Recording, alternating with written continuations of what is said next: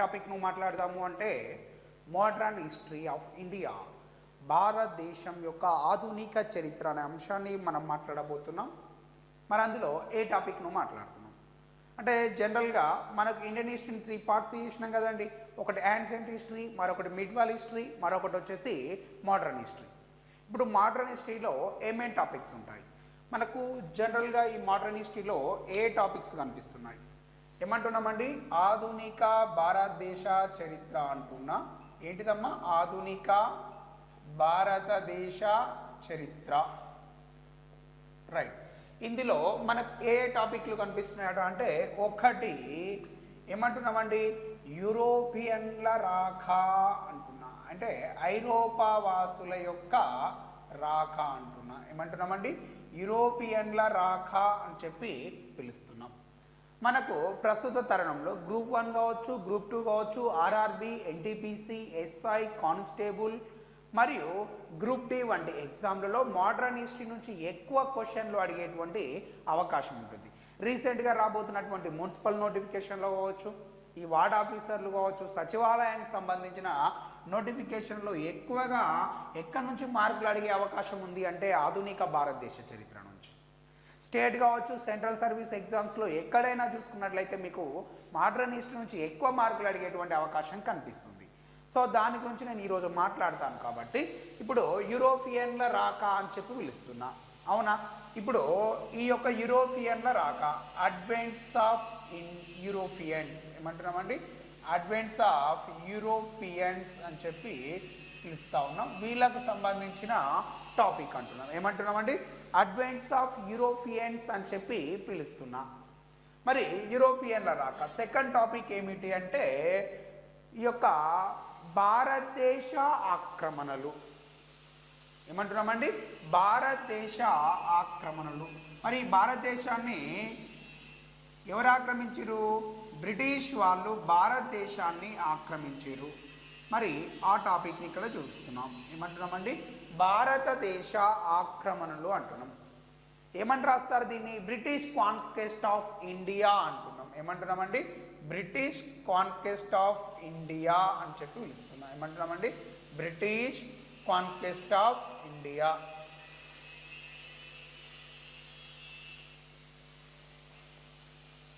Conquest of India ఏమంటున్నామండి? British conquest of India అనే టాపిక్ను తీసుకుంటున్నాం. దీంతో పాటు ఇంకా ఇక్కడ ఏ టాపిక్స్ కనిపిస్తున్నాయి? ఇక థర్డ్ టాపిక్ వచ్చేసి ఏమంటున్నామట అంటే బ్రిటిష్ విధానాలు. ఏమంటున్నామండి? బ్రిటిష్ విధానాలు అని చెప్పి పిలుస్తున్నాం. భారతదేశాన్ని బ్రిటిష్ వాళ్ళు పరిపాలించారు, వాళ్ళు అనుసరించినటువంటి విధానాలు బ్రిటిష్ విధానాలు. ఇవి ఎలాంటి విధానాలు అంటున్నా? బ్రిటిష్ యొక్క వలస పాలిత విధానాలు ఏ విధంగా కొనసాగినవి. దీన్ని మనం ఇక్కడ ఏమని రాస్తున్నాం? బ్రిటిష్ పాలసీస్ అని రాస్తున్నాం. ఏమంటున్నామండి? బ్రిటిష్ పాలసీస్ అని రాస్తున్నాము అంటున్నా. ఇది ఒక టాపిక్ గాని తీసుకోవడం జరుగుతుంది. మరి ఈ భారతదేశంలో వచ్చినటువంటి తిరుగుబాట్లు మరియు ఉద్యమాలు అనే వాటిని కూడా ఒక టాపిక్గా తీసుకోవడం జరుగుతూ ఉంది. ఏమంటున్నామండి? ఈ యొక్క తిరుగుబాట్లు అంటే ఏంటి సార్? ఈ యొక్క సిపాయిల తిరుగుబాటు కావచ్చు, మరి అదేవిధంగా ఈ యొక్క రైతు తిరుగుబాట్లు కావచ్చు, గిరిజన తిరుగుబాట్లు కావచ్చు, ఇవన్నిటినీ ఇక్కడ మనం చూడడం జరుగుతుంది. తిరుగుబాట్లు మరియు ఉద్యమాలు అని చెప్పి పిలుస్తూ ఉన్నా. ఏమంటున్నామండి? తిరుగుబాట్లు మరియు ఉద్యమాలు అని చెప్పి నేను పిలవడం జరుగుతూ ఉంది అంటున్నాం, అవునా? Revolt and moments of India. ఏమంటున్నామండి? Revolt and moments of India. Revolts and ఏమంటున్నామండి? Revolts and moments of India. ఇది కూడా మనకు ఒక టాపిక్గా తీసుకోవడం జరుగుతూ ఉంది అంటున్నాం. ఓకేనా? నెక్స్ట్ ఇంకేం కనిపిస్తున్నాయి ఇక్కడ? వీటి తర్వాత ఇంకా ఇక్కడ ఏం కనిపిస్తున్నాయి అంటే ఈ యొక్క కుల మత సాంస్కృతిక ఉద్యమాలు అంటున్నాం. ఏమంటున్నామండి? కుల మత సాంస్కృతిక ఉద్యమాలు అని చెప్పి పిలుస్తూ ఉన్నాం. ఏమంటున్నామండి? కుల మత సాంస్కృతిక ఉద్యమాలు లేదా వీటిని యుగము అని చెప్పి పిలవడం జరుగుతూ ఉంది. అవునా? రైట్, ఇక్కడ ఏమని రాస్తున్నాం దీన్ని? సోషియో రిలీజియస్ మూమెంట్స్ అని రాస్తున్నాం. ఏమంటున్నామండి? మూమెంట్స్ అని రాస్తున్నాము. సోషియో రిలీజియస్ మూమెంట్స్, ఇది మనకు ఒక అంశం. ఇకపోతే మళ్ళీ ఏ అంశాన్ని చూస్తున్నామట అంటే జాతీయోద్యమాన్ని చూడడం జరుగుతుంది. ఏమంటున్నామండి? జాతీయోద్యమం. మరి జాతీయోద్యమం నేషనల్ మూమెంట్. ఏమంటున్నామండి? నేషనల్ మూమెంట్ అని చెప్పి పిలుస్తాము. ఈ టాపిక్ని ఇక్కడ మనం చూడడం జరుగుతూ ఉంది అంటున్నాం. ఇక్కడ ఈ యొక్క ఆధునిక భారతదేశ చరిత్రలో ఇలాంటి అంశాలను మనం చూడడం జరుగుతూ ఉంది. రైట్, ఏంటి అమ్మ? యూరోపియన్ల రాక, భారతదేశ ఆక్రమణలు, బ్రిటిష్ విధానాలు, తిరుగుబాట్లు మరియు ఉద్యమాలు, మరి అదేవిధంగా ఈ యొక్క కుల మత సాంస్కృతిక ఉద్యమాలు అంటున్నాం. మరి అదేవిధంగా జాతీయోద్యమం అనే టాపిక్ని ఇక్కడ మనం చూడడం జరుగుతూ ఉంది అంటున్నాం. ఓకేనా? రైట్, ఇప్పుడు మనకి ఎక్కడికి వెళ్తున్నాం? ఫస్ట్ ఆఫ్ ఆల్ యూరోపియన్ల రాక అనే అంశానికి వెళ్దాం. ఎక్కడికి వెళ్తున్నామండి? యూరోపియన్ల రాక అనే అంశానికి మనం వెళ్ళడం జరుగుతుంది. ఎక్కడికి అంటున్నా? యొక్క యూరోపియన్ల రాక. మీరు ఇక్కడ తిరుగుబాట్లు, ఉద్యమాలు అని టాపిక్ రాసినారు. ఎవరికి వ్యతిరేకంగా తిరుగుబాట్లు? బ్రిటిష్ వారికి వ్యతిరేకంగా, రివోల్ట్ మూమెంట్స్ ఆఫ్ బ్రిటిష్, అంటే అగెనెస్ట్ బ్రిటిష్ అని రాసుకోవాలి. ఓకేనా? రైట్, బ్రిటిష్ వాళ్ళకి వ్యతిరేకంగా ఈ యొక్క ఉద్యమాలు అనేటివి జరిగిన అంశాన్ని మాట్లాడుకుందాం. Okay, right.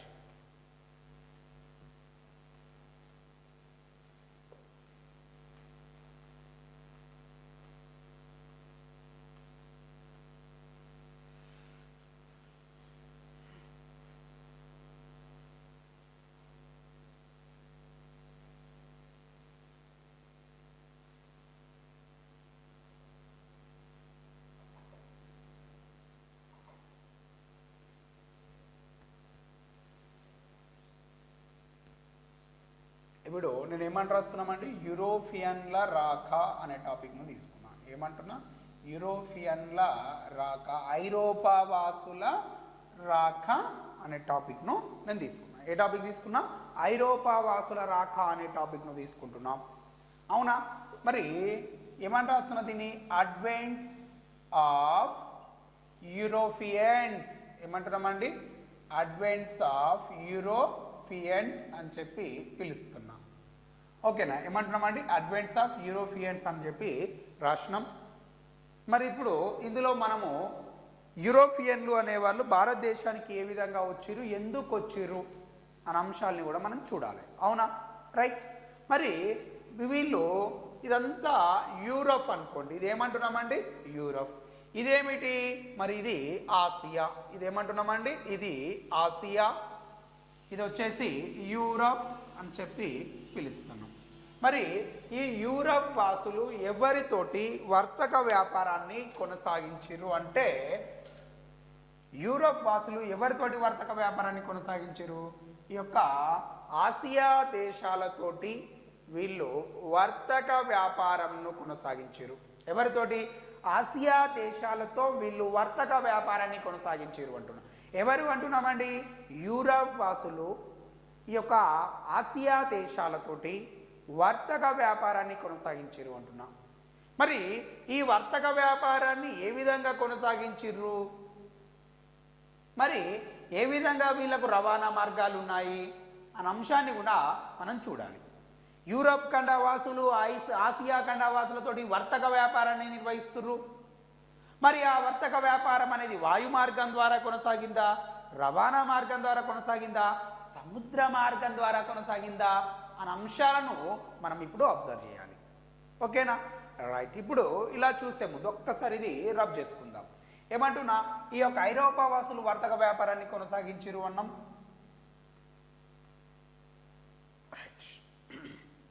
ఒకసారి ఇది నేను రబ్ చేసుకుంటున్నాను.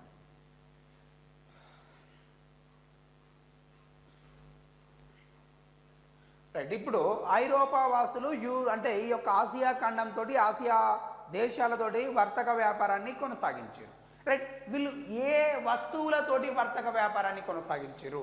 ఎక్కువగా వీళ్ళు సుగంధ ద్రవ్యాలతో వర్తక వ్యాపారాన్ని కొనసాగించారు. దేనితోటి అంటున్నా? సుగంధ ద్రవ్యాలు. వేటితోటి? సుగంధ ద్రవ్యాలతోటి వీళ్ళు వర్తక వ్యాపారాన్ని నిర్వహించడం జరిగింది అంటున్నాం. ఈ యొక్క ఆసియా దేశాలతోటి యూరప్ వాసులు సుగంధ ద్రవ్యాలు మరియు నూలు వస్త్రాలు, ఏమంటున్నామండి? నూలు వస్త్రాలు, ఇగో వీటితోటి వీళ్ళు వర్తక వ్యాపారాన్ని కొనసాగించారు అంటున్నా. ఎవరు? యూరప్ వాసులు. మరి వీళ్ళకున్నటువంటి ప్రధాన మార్గాలు ఏమిటి? భారతదేశాన్ని కానీ ఆసియా దేశాలను కానీ చేరుకోవడానికి వీరికి ఉన్నటువంటి ప్రధాన మార్గాలు ఏమిటి? ఒకసారి చూద్దామా? రైట్. ఇప్పుడు ఆసియా దేశాలతోటి వీళ్ళకు ఉన్నటువంటి ప్రధాన మార్గాలను నేను ఒకసారి పరిచయం చేస్తాను. రైట్. ఆసియా దేశాలతోటి యూరప్ వాళ్ళకు ఉన్నటువంటి ప్రధాన మార్గాలు. రైట్. ఇప్పుడు నాకు బొమ్మలు సరిగా వేయరాదు, బట్ అయినా నేను ట్రై చేస్తాను. ఇది ఏమంటున్నా? యూరప్ అని చెప్పి పిలుస్తున్నా. ఏమంటున్నాం? ఇది యూరప్ అని చెప్పి పిలుస్తున్నా. మరి ఇది యూరప్ కదా, ఇదేంది? ఇది ఆసియా అని చెప్పి పిలుస్తా ఉన్నా. ఇదేంటిదమ్మా? ఆసియా. మంచిగా ఏరాలేవే బొమ్మ, ఏమనుకోవద్దు. ఇది ఏ ఖండము అంటున్నా? ఆసియా. మరి ఇదేమిటి అంటున్నా? యూరప్. ఇప్పుడు వీళ్ళకు ఉన్నటువంటి దారి ఏమిటి? అవునా? రైట్. ఇప్పుడు వీళ్ళకు ఉన్నటువంటి దారి ఏంటిది అంటే ఇట్లా యూరప్ నుంచి ఇట్లా ఆసియాకు ఏ విధంగా వర్తక వ్యాపారాన్ని కొనసాగించారు అనే అంశాన్ని మనం ఒకసారి చూద్దాం. మరి ఇప్పుడు ప్రధానంగా వీళ్ళకు ఒక దారి అనేది కనిపిస్తూ ఉంది. యూరప్ నుంచి ఇట్లా ఆసియా దేశాలను చేరుకోవడానికి వీళ్ళకు ప్రధానంగా ఉన్నటువంటి రూట్ ఏమిటి అంటే ఈ యొక్క సిల్క్ రూట్ అని చెప్పి పిలుస్తూ ఉన్నాం. ఏమంటున్నామండి? సిల్క్ రూటు అని చెప్పి పిలుస్తూ ఉన్నాం. ఏ దారి ఉన్నదండి? సిల్క్ రూట్ అనేది కలదు అంటున్నా. మరి ఈ సిల్క్ రూటును ఎక్కడి నుంచి ఎక్కడికి ఏర్పాటు చేశారు? మరి ఈ సిల్క్ రూట్ను ఈ యొక్క యూరప్ ఖండం నుంచి ఆసియా దేశాలకు ఏర్పాటు చేయడం జరిగింది. ఇది ప్రధానంగా వారికి ఉన్నటువంటి రవాణా మార్గము అని చెప్పి పిలుస్తాం. మరి ఈ దారిని ఏ దారిగా పేర్కొంటున్నాం ఈ సిల్క్ రూట్ను అంటే ఫస్ట్ వీళ్ళు ఎక్కడి నుంచి బయలుదేరుతున్నారు? యూరప్ నుంచి మధ్యధరా సముద్రం అంటున్నాం. అంటే వీళ్ళకు ఉన్నటువంటి రూట్లు చెప్తున్నారు. యూరప్, మధ్యధరా సముద్రం, తర్వాత ఏం కనిపిస్తుందట అంటే కాన్స్టాంటినోపుల్. ఏమంటున్నామండి? కాన్స్టాంటినోపుల్ అనే నగరం మీదుగా వీళ్ళు ఎక్కడికి వెళ్తున్నారు? ఆసియా దేశాలకు వెళ్తున్నారు. ఏ దేశాలకు వెళ్తున్నారండి? ఆసియా దేశాలకు వీళ్ళు వెళ్తున్నారు. అవునా? మరి ఇట్లా వీళ్ళు ఆసియా దేశాలకు వెళ్తున్నారు కదా, వేటి కోసం వెళ్తున్నారు? ఈ సిల్క్ కోసం, స్పైసెస్ కోసం వీళ్ళు వెళ్ళడం జరుగుతుంది. దేనికోసం అంటున్నా? సిల్క్ మరియు స్పైసెస్. స్పైసెస్ అంటే సుగంధ ద్రవ్యాల వర్తక వ్యాపారం కోసం. మరి అదేవిధంగా ఈ యొక్క సిల్క్ వస్త్రాల కోసం వీళ్ళు ఆసియా దేశాలతోటి ఎగుమతి దిగుమతులు కొనసాగించడం జరుగుతూ ఉంది అంటున్నాం. మరి ఈ సిల్క్ రూటు ఏ దేశం నుండి ఏ దేశం వరకు ఏర్పాటు చేయడం జరిగింది? ఇది ఎక్కడి నుంచి ఎక్కడికి ఏర్పాటు చేశారట అంటే చైనా నుండి యూరప్ వరకు ఈ రూట్ను ఏర్పాటు చేయడం జరిగింది. ఎక్కడి నుంచి ఎక్కడి వరకు అంటున్నా? చైనా నుండి యూరప్ వరకు ఈ సిల్క్ రూట్ను ఏర్పాటు చేయడం జరిగింది. ఇది వీరికి ఉన్నటువంటి ప్రధాన మార్గము, రవాణా మార్గంగా మనం పేర్కొనడం జరుగుతూ ఉంది అంటున్నాం. అవునా? రైట్. యూరప్ మీదుగా తన పక్కకు ఉన్నటువంటి లొకేషన్ ఏంటిది? మధ్యధరా సముద్రం. యూరప్, కాన్స్టాంటినోపుల్, ఇట్లా ఆసియా దేశాలకు ఈ రూట్ అనేది వెళ్ళడం జరుగుతుంది. మరి ఆసియా దేశాలు అన్నప్పుడు ఇండియా అనేది ఆసియా దేశమే కదా. మరి ఆసియా దేశానికి వీళ్ళు ఏ విధంగా ఈ యొక్క వస్తూత్పత్తులను ఆసియా నుంచి ఏ విధంగా, ఇండియా నుంచి యూరప్ వాళ్ళు ఏ విధంగా వస్తూత్పత్తులను దిగుమతి చేసుకున్నారు? రవాణా మార్గం ఏమిటి అనే అంశాన్ని ఒక్కసారి పరిశీలన చేద్దాం మనం. ఓకేనా? రైట్. ఇప్పుడు మొదటి దారి ఏమంటున్నా? యూరప్ నుంచి మధ్యధరా సముద్రం, కాన్స్టాంటినోపుల్, ఆసియా దేశాలు. ఓకేనా? ఇప్పుడు నేను ఏమంటున్నా? ఈ యొక్క ఇండియా కూడా ఆసియా దేశమే కాబట్టి ఇండియాకు వీళ్ళు ఏ విధంగా వస్తువులను ఎగుమతి చేసిరు, ఏ విధంగా దిగుమతి చేసిరు అనే అంశాన్ని మనం పరిశీలన చేద్దాం. ఓకే? రైట్. ఇప్పుడు నేను ఎక్కడ తీసుకెళ్తున్నా? ఇది ఏమంటున్నాం అండి? యూరప్ అని చెప్పి పిలుస్తా ఉన్నాం. ఇదేంటిదమ్మా? యూరప్. మరి ఇగో ఇదేమిటి? ఇండియా అని చెప్పి పిలుస్తా ఉన్నాం. ఏమంటున్నామండి? ఇండియా. ఇదేంటిదమ్మా ఇండియా అని చెప్పి పిలుస్తూ ఉన్నాం. ఇది ఇండియా కదా. ఇప్పుడు ఇదేమిటి అంటున్నా యూరప్ అంటున్నా. ఈ యొక్క యూరప్ మీదుగా ఇట్లా ఈ దారి అనేది కనిపిస్తూ ఉంది. ఇట్లా ఆసియా దేశాలకు వెళ్ళడం జరుగుతుంది. ఎట్లా వెళ్తుంది? యూరప్ మీదుగా ఈ దారి అనేది ఇట్లా వెళ్తూ ఉంది. అవునా? రైట్. ఇప్పుడు మనకి ఇక్కడ ఏ దేశాలు కనిపిస్తున్నాయి? యూరప్, ఇండియా, రష్యా, చైనా ఇటువైపు వెళ్తూ ఉన్నాయి. అవునా? ఇప్పుడు నేనేమంటున్నా అంటే భారతదేశానికి ఉత్తర సరిహద్దున ఉన్నటువంటి ప్రాంతం ఏమిటి? ఉత్తర సరిహద్దున ఉన్నటువంటి పర్వతాలు ఏమిటి? హిమాలయ పర్వతాలు కలవు అంటున్నాం. ఏమున్నాయండి? హిమాలయ పర్వతాలు కలవు అంటున్నాం. మరి హిమాలయ పర్వతాలలో మనకు కొన్ని కనుమలు కనిపించడం జరుగుతుంది. ఏం కనుమలు అంటున్నాం? ఇవి ఖైబర్ అంటున్నాం. ఏమంటున్నామండి? ఖైబర్ మరియు బొలాన్ అని చెప్పి పిలుస్తూ ఉన్నాం. ఏమంటున్నామండి? ఖైబర్ మరియు బొలాన్ అనే కనుమలు ఇక్కడ కనిపిస్తూ ఉన్నాయి. ఈ యొక్క భారతదేశానికి ఉత్తర సరిహద్దున ఆఫ్ఘనిస్తాన్ దాటిన తర్వాత ఖైబర్ మరియు బొలాన్ అనే కనుమలు కనిపిస్తున్నాయి. ఏమంటున్నామండి? ఇవి కనుమలు అని చెప్పి పిలుస్తున్నాము. కనుమలు అంటే ఏమిటి అంటే, కనుమలు అంటే ఈ యొక్క పర్వత ప్రాంతాల్లో సన్నని దారులను మనము ఎత్తైన శిఖర ప్రాంతాల్లో, ఎత్తైన కొండ ప్రాంతాల్లో వెళుతున్నప్పుడు ఒక సాధారణంగా ఒక బైక్ కానీ, సైకిల్ కానీ, ఒక వ్యక్తి కానీ నడుచుకుంటూ వెళ్ళే మార్గాలు కనిపిస్తున్నాయి. దాని గుండెనే కొంచెం ఈ యొక్క ఆటోలు, బస్సులు, అంటే ఆటోలు, కార్లు, బస్సులు వెళ్ళేటువంటి చిన్న సింగిల్ రోడ్ అనేది కనిపిస్తూ ఉంటాయి. అవునా? మరి ఇట్లా ఈ చిన్నపాటి రోడ్డును కలిగి ఉన్నట్టు, సన్నని రోడ్డును కలిగి ఉన్నటువంటి ప్రాంతాలు ఏమిటి? కనుమలు. అవి ఏ కనుమలు అంటున్నా? ఖైబర్, బొలాన్ అనే ప్రాంతాల గుండా మనకు ఈ సిల్క్ రూట్ అనేది కనిపిస్తూ ఉంది. ఏ రూట్ కనిపిస్తుందండి? సిల్క్ రూట్ అని కనిపిస్తుంది. మరి సిల్క్ రూట్ అని ఎందుకు అంటున్నాం సార్ దీన్ని అంటే, ఈ రహదారి గుండా, ఈ రవాణా మార్గం గుండా ఎక్కువ మొత్తంలో సిల్క్ను ఎగుమతి చేయడం జరిగింది, సిల్క్ను ట్రాన్స్పోర్ట్ చేయడం జరిగింది. కాబట్టి దీనిని నేను ఏమంటున్నా? సిల్క్ రూట్ అని చెప్పి పిలుస్తూ ఉన్నాం. ఏమని పిలుస్తున్నామండి? సిల్క్ రూట్ అని చెప్పి పిలుస్తూ ఉన్నాం. మరి ఇది యూరప్ గుండా ఈ సిల్క్ రూట్ ఇట్లా వెళ్తూ ఉంది కదా, ఖైబర్ కనుమలకుండా ఆసియా దేశాలకు. ఇప్పుడు ఈ ఐరోపా వాసులు ఏం చేశారు? ఇట్లా యూరప్ నుంచి బయలుదేరేకి వస్తారు.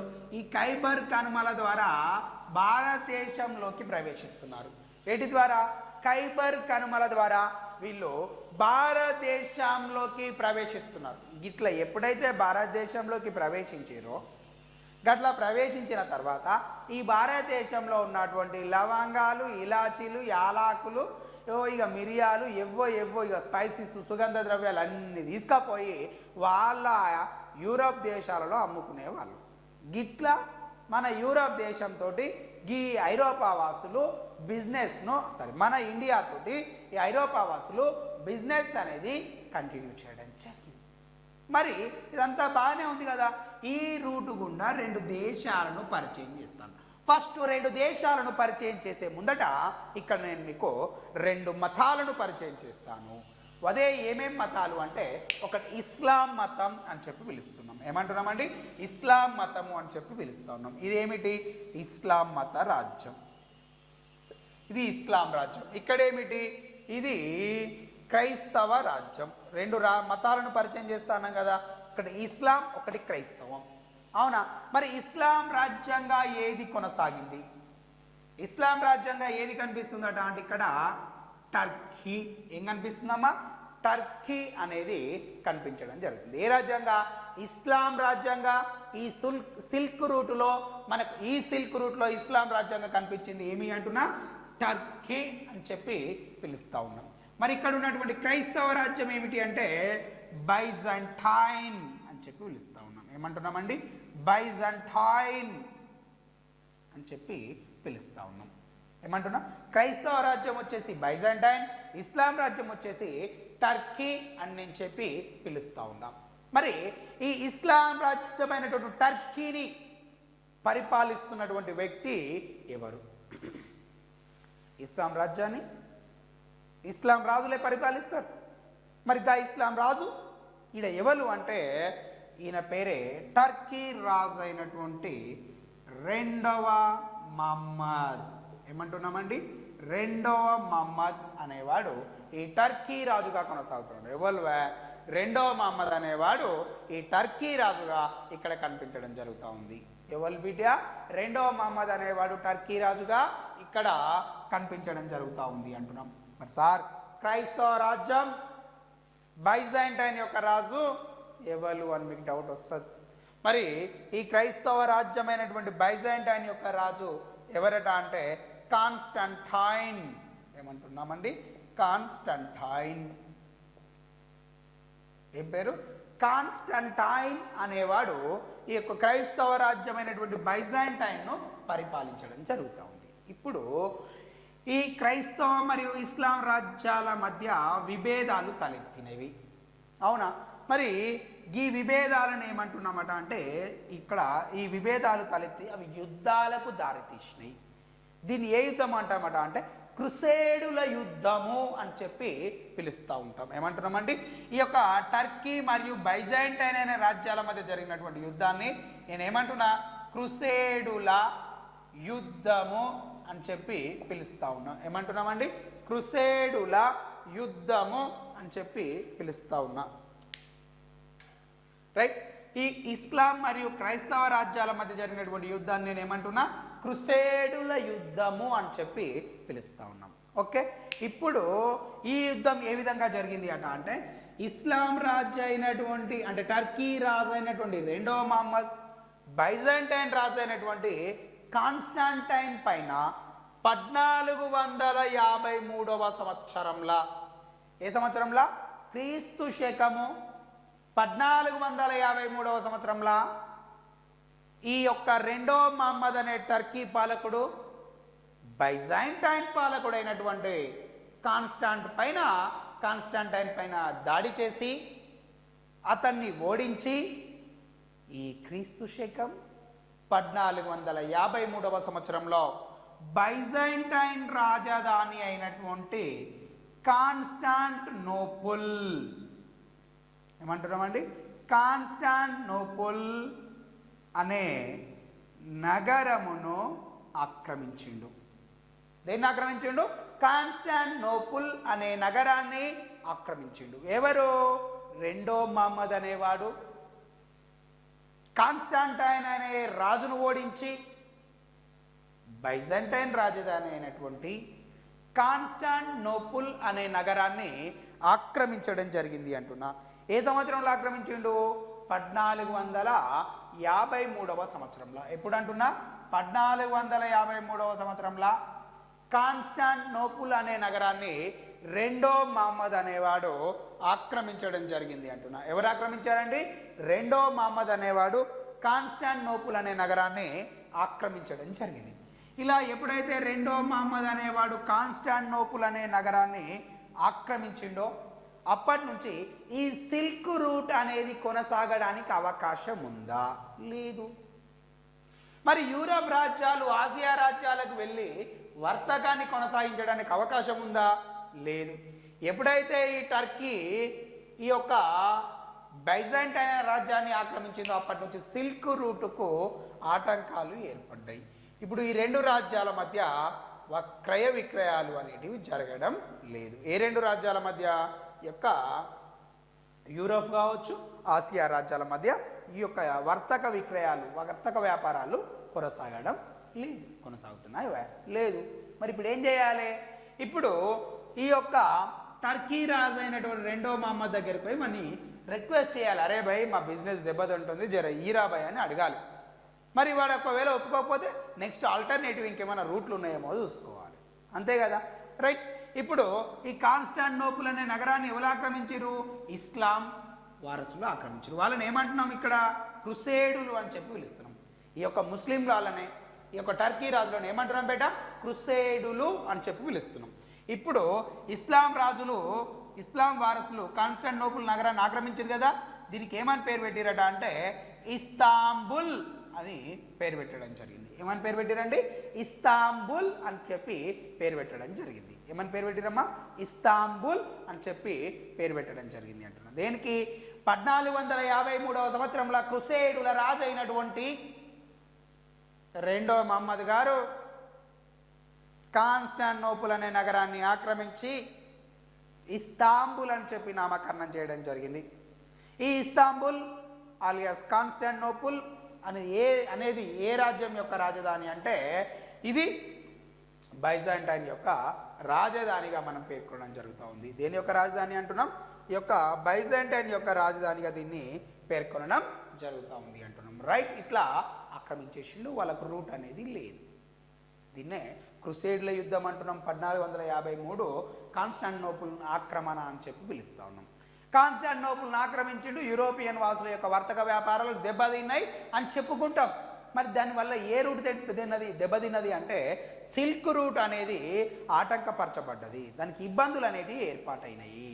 అవునా? ఎస్. మరి ఇప్పుడు ఏం చేద్దాం? మరి ఆల్టర్నేటివ్గా ఏమైనా రూట్స్ ఉన్నాయా అనేది మనం వెతుకులాడాలి. అవునా కదా? ఒకసారి ఇది రబ్ చేసుకుందామా? రైట్, ఒకసారి నీ క్వశ్చన్లు అడుగుతాను. కాన్స్టాంటినోపుల్ నగరాన్ని ఎప్పుడు ఆక్రమించారు? 1453. ఎవరు ఆక్రమించారు? రెండవ మహమ్మద్. ఏ ప్రాంతానికి పాలకుడు? టర్కీ. టర్కీలో ఏ మతస్థులు ఉన్నారు? ఇస్లాం. వాళ్ళని ఏమని పిలుస్తున్నాం? క్రుసేడులు. ఏ రాజ్యం పైన దాడి చేసి కాన్స్టాంటినోపుల్ని ఆక్రమించారు? బైజాంటైన్. బైజాంటైన్ యొక్క రాజధాని కాన్స్టాంటినోపుల్. కాన్స్టాంటినోపుల్కు మరొక పేరు ఇస్తాంబుల్. ఎవరు ఆక్రమించిన తర్వాత దానికి ఇస్తాంబుల్ అని పేరు వచ్చింది. ఇస్లాం వాసులు ఆక్రమించిన తర్వాత దానికి ఇస్తాంబుల్ అనే పేరు వచ్చింది. దీనివల్ల ఏ రూటుకు ఆటంకం ఏర్పడ్డది? సిల్క్ రూటుకు. సిల్క్ రూట్ ఎక్కడి నుంచి ఎక్కడికి ఏర్పాటు చేయబడ్డది? యూరోప్ నుంచి ఆసియా రాజ్యాలకు. సిల్క్ రూటు ద్వారా భారతదేశంలోకి ఏ కనుమల ద్వారా ప్రవేశిస్తున్నారు యూరోప్ వాసులు? సిల్క్ రూట్ ద్వారా ఖైబర్ బొలాన్ అనే కనుమల ద్వారా ఈ యొక్క ఐరోపా వాసులు భారతదేశంలోకి ప్రవేశించడం జరుగుతూ ఉంది అంటున్నాం. అవునా? రైట్, ఇట్లా మనం ఈ ప్రాంతాలను ఆక్రమించారు అనే అంశాన్ని మనం చూడడం జరిగింది. ఇకపోతే నెక్స్ట్ ఈ యొక్క మొదటి దారి తర్వాత మరొక దారి ఏమైనా ఉన్నాయా అనే అంశాన్ని కూడా మనం చూద్దాం ఒకసారి. ఓకేనా? రైట్, ఇది ఒకసారి రబ్ చేసుకుంటాను.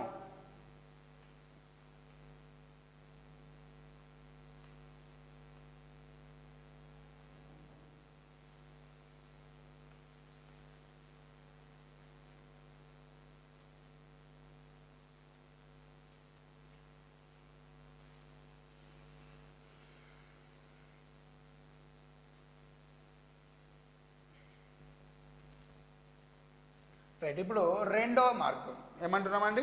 రెండో మార్గం ఏమన్నా ఉన్నదా? రైట్, ఇప్పుడు యూరప్ నుంచి రెండో మార్గం ఏమన్నా ఉన్నదా అంటే చూద్దాం.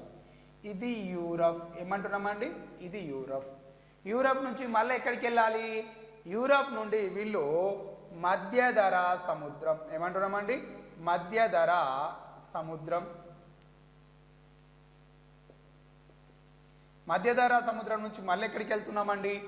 ఈ యొక్క మధ్యధరా సముద్రం నుంచి పశ్చిమ ఆసియా దేశాలు, పశ్చిమ ఆసియా నుంచి మధ్య ఆసియా, మధ్య ఆసియా నుంచి ఎక్కడికి వెళ్తున్నామండి? ఇండియా. ఎక్కడికి? ఇండియాకు. యూరప్, మధ్యధరా సముద్రం, పశ్చిమాసియా, మధ్య ఆసియా, ఇండియా. వీళ్ళకు ఉన్నటువంటి మరొక రూట్ ఇది. సిల్క్ రూట్ తర్వాత వీళ్ళకు ఉన్నటువంటి రెండో రూట్ ఇది. ఇప్పుడు మూడో రూట్ను చెప్తున్నాను. యూరప్ ఏమంటున్నామండి? యూరప్. యూరప్ తర్వాత మధ్యధరా సముద్రం. సార్ మధ్యధరా సముద్రం అని ఎందుకు అంటారు సార్ అంటే ఈ మధ్యధరా సముద్రం ఎక్కడ ఉంటుంది సార్ అని మీకు డౌట్ రావచ్చు. నేను చూపిస్తాను కొద్దిసేపు అయిన తర్వాత. మధ్యధరా సముద్రం తర్వాత ఆఫ్రికా, ఆఫ్రికా తర్వాత ఎర్ర సముద్రం, ఎర్ర సముద్రం తర్వాత పశ్చిమాసియా, పశ్చిమాసియా తర్వాత మధ్య ఆసియా. ఈ మధ్య ఆసియా తర్వాతనే ఏ ప్రాంతానికి చేరుతున్నారు అంటే ఇండియాకు చేరుకోవడం జరుగుతుంది. అంటే నేను ఏం చెప్తున్నా అంటే ఇక్కడ అట్ ద సేమ్ టైంలో ఆసియా దేశాలకు ఇండియాకు ఒక రూట్ అనేది వాళ్ళకి తెలియజేస్తున్నా. ప్రధానంగా ఇప్పుడు మనం భారతదేశం గురించి చదువుకోవాలి కాబట్టి భారతదేశంకి యూరోప్ దేశం నుంచి ఉన్నటువంటి ఈ యొక్క రవాణా సౌకర్యాల గురించి నేను మాట్లాడుతున్నా. ఇవి వాళ్ళకు ఉన్నటువంటి రూట్స్. ఒకటి మధ్యధరా సముద్రం, పశ్చిమాసియా, మధ్య ఆసియా. మధ్యధరా సముద్రం ఆఫ్రికా, ఎర్ర సముద్రం పశ్చిమాసియా, మధ్య ఆసియా, ఇండియా. రైట్, ఇప్పుడు చూడండి మీకు మధ్యధరా సముద్రం ఎందుకు వస్తుంది ఊకే అంటే ఇది ఏంటిదమ్మా?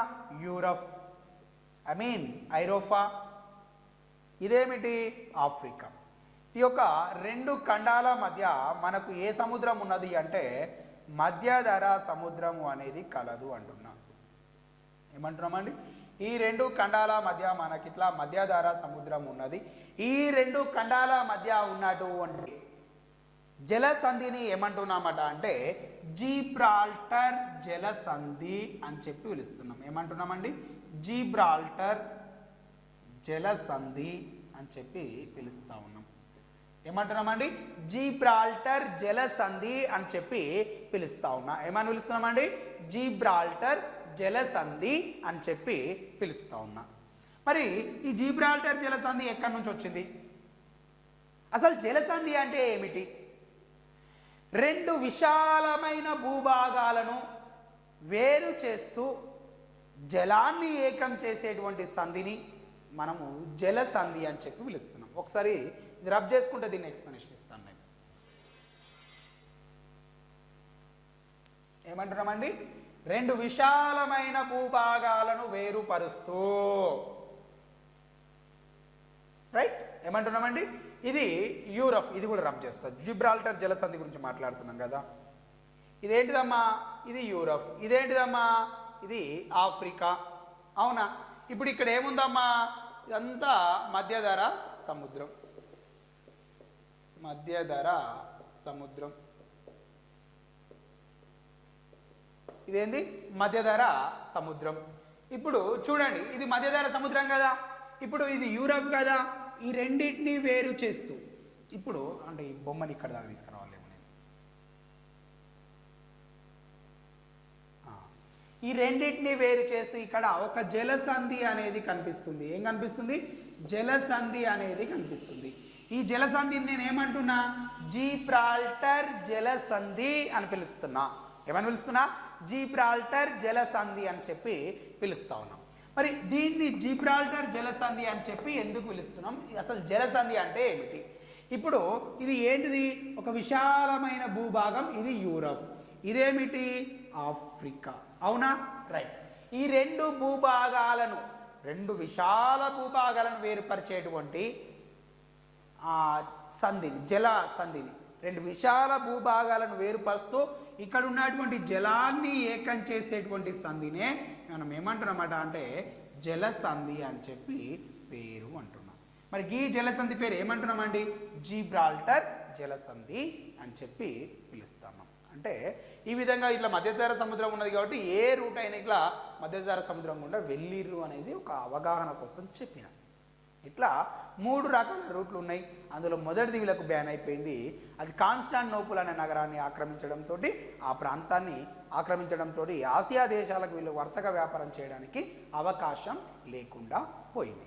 మరి ఇప్పుడు ఏం చేయాలి? భారతదేశంతో కానీ ఆసియా దేశాలతో కానీ వర్తక వ్యాపారం కొనసాగించాలంటే వీళ్ళకు రవాణా మార్గాలను ఏర్పాటు చేసుకోవాలి, లేదా సముద్ర మార్గాలను వీళ్ళు ఏర్పాటు చేసుకోవాలి. మరి ఇప్పుడు ఈ భారతదేశంతో వర్తక వ్యాపారాన్ని కొనసాగించాలి అంటే సముద్ర మార్గాల్ని కనిపెట్టాలి. మరి సముద్ర మార్గాల్ని కనిపెట్టాలి అంటే వీళ్ళకి సముద్రయానం తెలిసి ఉండాలి. ఫస్ట్ ఒక్కసారి యూరప్ వెళ్దాం. అసలు సముద్రయానానికి ప్రారంభం కావడానికి ప్రారంభ కారకుడు ఎవరు?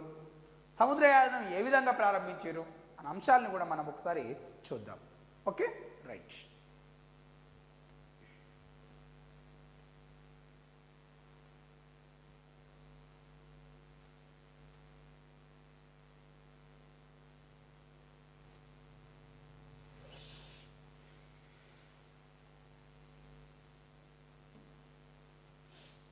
రైట్. ఇక్కడ ఏమి ఇట్లా రాయొద్దు కదా.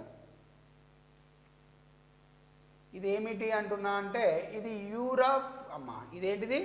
యూరప్, ఐరోపా. ఇట్లా రాస్తున్నా యూరప్. ఏమంటుంది? ఇది యూరప్ అని చెప్పి పిలుస్తున్నాం. ఇదేంటిదమ్మా? యూరప్. ఇకపోతే ఇదేమిటి అనుకుందాం? మన యొక్క ఇండియా అనుకుందాం. ఓకేనా? ఇది యూరప్, ఇది ఇండియా. ఇప్పుడు దీన్ని వేరు చేస్తూ ఏ దేశం ఇక్కడ ఉండేది? ఇది ఆఫ్రికా అనుకుందాం. ఇదేమంటున్నామండి? ఆఫ్రికా. ఓకే, ఇది ఆఫ్రికా. ఇక్కడ రాయాలా? ఇది ఆఫ్రికా, ఇది ఇండియా, ఇది ఐరోపా. ఇప్పుడు ఇక్కడ నేను మీకు ఒక ప్రాంతాన్ని పరిచయం చేస్తున్నా. ఇది ఏమిటి అంటే ఇది పోర్చుగీస్. ఏమంటున్నా పోర్చుగీస్. దీని పక్కనే మరొక దేశం ఉంటుంది, దాన్ని ఏమంటున్నామట అంటే స్పెయిన్ అని చెప్పి పిలుస్తున్నాం. ఏమంటున్నామండి స్పెయిన్. ఇగో ఇదేమిటి అమ్మా స్పెయిన్, ఇదేంటిదమ్మా పోర్చుగీస్.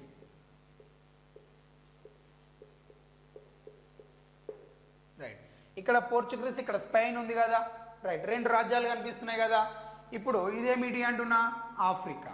రైట్, ఇప్పుడు యూరప్ పైన ఉంది, కింద దక్షిణ ఆఫ్రికా ఉంది, ఆఫ్రికా ఖండం ఉంది, దాని పక్క పొంటి ఇండియా కూడా కనబడతా ఉంది మనకు. అవునా? ఇప్పుడు భారతదేశానికి సముద్రయానం కనిపెట్టాలి అని చెప్పి ఎవరు ఉత్సాహంగా ఉన్నారు అంటే పోర్చుగీస్ రాజు అయినటువంటి ఏం పేరట అంటే ఈయన పేరు హెన్రీ రాజు అంటున్నా. పోర్చుగీస్ యొక్క రాజు ఎవరు అంటున్నామండి హెన్రీ రాజు. పోర్చుగీస్ అనే ప్రాంతానికి పాలకుడిగా ఎవరు పనిచేస్తున్నారు? హెన్రీ రాజు అనేవాడు పనిచేస్తున్నాడు. మరి పోర్చుగీస్ యొక్క రాజధాని ఏమిటి? పోర్చుగీస్ యొక్క రాజధాని ఏమిటి అంటే లిస్బన్ అంటున్నా. ఏమంటున్నామండి లిస్బన్ అనేది పోర్చుగీస్ యొక్క రాజధాని అంటున్నా. ఇప్పుడు పోర్చుగీస్ ప్రాంతానికి పాలకుడు హెన్రీ అంటాం. ఇతన్నే ఇంకేమంటారట అంటే ఇంపాట్రిక్ మంచిగా రాయాలివా. ఈయన ఏమంటారట అంటే ఇంపాట్రిక్ హెన్రీ అని కూడా పిలుస్తారు. ఏమంటారండి ఇంపాట్రిక్ హెన్రీ అంటారు. ఈయనని ఇంకా ఏమంటారట అంటే 4వ హెన్రీ రాజు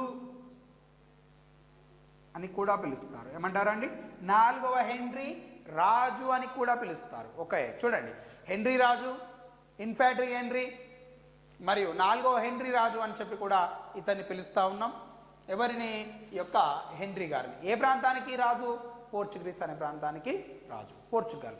రైట్, మరి కొంతకాలం తర్వాత స్పెయిన్ మరియు పోర్చుగీస్ కలిసిపోయినాయి. మరి పోర్చుగీస్ స్పెయిన్ అనే దేశాలు ఎప్పుడు కలిసిపోయినాయట అంటే ఈ రెండు దేశాలు 1580లో కలిసిపోయినాయి. 1580లో పోర్చుగీస్ దేంట్లో విలీనమైంది? స్పెయిన్లో విలీనం అంటున్నా. పోర్చుగీస్ అనేది స్పెయిన్లో విలీనం అయినది అంటున్నా. ఏ సంవత్సరంలో విలీనమైంది? 1580లో. ఇన్ 1580లో పోర్చుగీస్ను దేంట్లో మెర్జీ చేసిర్రు? స్పెయిన్లో మెర్జీ చేయడం జరిగింది. ఇప్పుడు బిఫోర్ మనము 1400 సెంచరీలో ఉన్నాం కాబట్టి ఇప్పుడు పోర్చుగీస్ రాజధాని హెన్రీ రాజు. మరి ఆయన ఏమనుకున్నాడట అంటే భారతదేశంతో వర్తక వ్యాపారం చేయాలి అంటే సముద్రయానం చేయాలి. మరి సముద్రయానం, సముద్రంలో పడవ ద్వారా ప్రయాణం చేయాలి అంటే ఎవడన్నా చేయడానికి ముందడికి వస్తున్నాడా? లేదు, అంత భయపడతా ఉన్నారు. ఎట్లా చేయాలి, ఏంది సముద్ర మార్గము అంటే. సముద్రయానం చేయడం మాతో కాదు అని చెప్పి అందరూ డీలా పడ్డారు, డిసప్పాయింట్ అయ్యారు. గిట్ల టైంలా మనోడు ముందడికి వచ్చిండు. ఏం చేసిండు మనోడు? ఈ యొక్క పోర్చుగీస్ అనే ప్రాంతం నుంచి బయలుదేరి ఈ యొక్క మధ్యధరా సముద్రం ద్వారా ఈ యొక్క జిబ్రాల్టర్ జలసంధి ద్వారా మొరాకో అనే రాజ్యాన్ని చేరుకున్నాడు. ఇక్కడ ఏముందమ్మా? జిబ్రాల్టర్.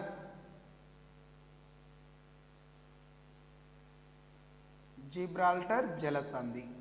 ఇది ఏ సముద్రం దగ్గర కనిపిస్తుంది? మధ్యధరా సముద్రం దగ్గర కనిపిస్తుంది. ఎక్కడ కనిపిస్తుందమ్మా?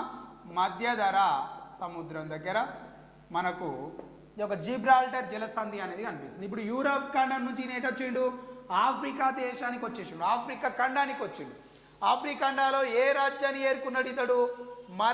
మొరాకో. ఏ రాజ్యాన్ని ఏర్కున్నాడండి? మొరాకో అనే రాజ్యాన్ని చేరుకున్నాడు. చూడండి, పోర్చుగీస్ రాజు అయినటువంటి హెన్రీ రాజు పోర్చుగీస్ నుండి బయలుదేరి ఆ పోర్చుగీస్ నుండి మధ్యధరా సముద్రం గుండా జిబ్రాల్టర్ అనే జలసంధి ద్వారా, దేని నుండి అంటున్నా? జిబ్రాల్టర్ అనే జలసంధి ద్వారా ఆఫ్రికా ఖండంలోకి ప్రవేశించి ఆఫ్రికా ఖండంలో ఏ దేశాన్ని ఏరుకున్నాడు? మొరాకో. ఏ దేశాన్ని?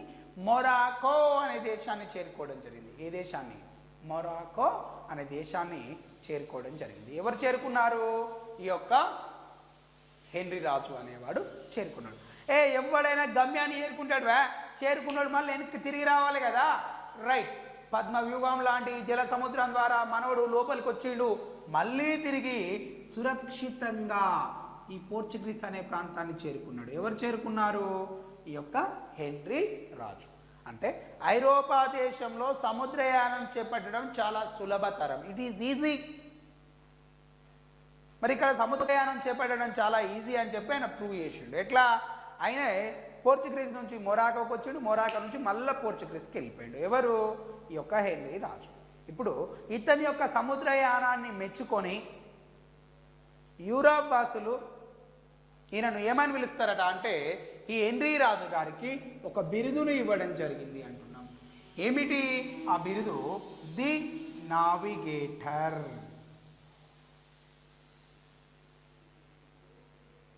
ఏమన్నారండి? ఇతన్ని ది నావిగేటర్ అని చెప్పి పిలిచారు. కొంతమంది చరిత్రకారులు ఏమంటారట అంటే, ఈయన మొరాకో రాజ్యాన్ని చేరుకొని తిరిగి మళ్ళా పోర్చుగీస్ వెళ్ళాడు కాబట్టి ఇతన్ని నావిగేటర్ అంటారు. కొంతమంది ఇంకా ఏమంటారట అంటే, ఇతడు నావికా శిక్షణ కేంద్రాన్ని ఏర్పాటు చేశాడు. దేన్ని ఏర్పాటు చేశాడండి? నావికా శిక్షణ కేంద్రాన్ని ఏర్పాటు చేసాడు. ఇక్కడ పోర్చుగీస్ ప్రాంతంలో, దేశంలో నావికా శిక్షణ కేంద్రాన్ని ఏర్పాటు చేసినందువల్ల ఇతన్ని ఏమన్నారట అంటే, ది నావిగేటర్ అనే బిరుదుతోటి పిలవడం జరిగింది. ఎవరిని? ఈ యొక్క హెన్రీ రాజు గారిని ది నావిగేటర్ అని చెప్పి పిలుస్తూ ఉన్నారు. చూడండి, భారతదేశంతో వర్తక వ్యాపారాన్ని కొనసాగించడానికి ఈయన ఒక అడుగు ముందడికేసి స్టెప్ తీసుకొని ఈ యొక్క మొరాకో రాజ్యానికి వెళ్ళి మళ్ళీ తిరిగి రావడం జరిగింది. అందుకే సముద్రయానం సులభతరమైంది. అనంతరం ఈ యొక్క ప్రజల్లో ఒక నమ్మకాన్ని కలిగించిండు, ఒక పాజిటివ్ ఫీలింగ్ ఇచ్చిండు, ఒక ధైర్యాన్ని ఇచ్చిండు. ఆ ధైర్యం ఫలితంగానే పోర్చుగీస్ ప్రాంతంలో, దేశంలో ఇతడు నావిక శిక్షణ కేంద్రంను ఏర్పాటు చేశాడు. దేన్ని ఏర్పాటు చేశాడు అంటున్నా? నావిక శిక్షణ కేంద్రమును ఏర్పాటు చేశాడు. ఎవరు? ఈ యొక్క హెన్రీ రాజు గారు. దేన్ని ఏర్పాటు చేశాడు అంటున్నా? నావిక శిక్షణ కేంద్రమును ఏర్పాటు చేయడం జరిగింది అంటున్నాం. దేన్నండి? నావికా శిక్షణ కేంద్రమును ఏర్పాటు చేయడం జరిగింది. ఎవరు అంటున్నా? హెన్రీ రాజు. రైట్, ఇది ఒకసారి రబ్ చేసుకుంటే ఆ నావికా శిక్షణ కేంద్రాన్ని ఏ విధంగా ఏర్పాటు చేశాడో కూడా చూద్దాం.